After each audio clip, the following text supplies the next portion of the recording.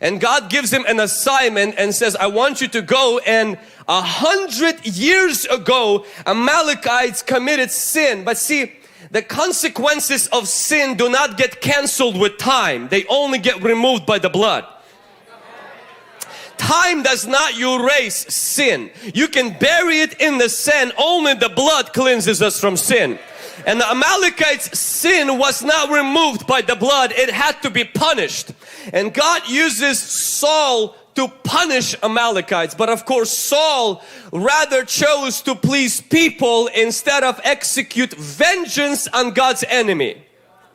There was a time, Isaiah, when I felt a little bit embarrassed of the ministry of deliverance because of how messy it is, of the weird label you get, the puking, that it could potentially offend the new believer who could come in. I started to get some friends who would call me with names, and then I start hearing rumors through the graveline of what they were saying about me.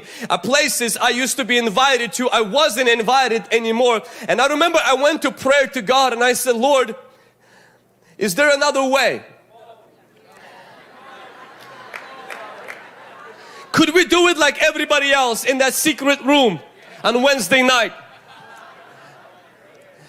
And I felt a sharp warning from God, from the story of Saul. And he said, if you don't execute judgment on my enemy, I will withdraw my anointing. Amalekites is God's sworn enemy. And God said to me what He said to Saul. He says, I have anointed you not because you're cute. I have anointed you not because you're educated.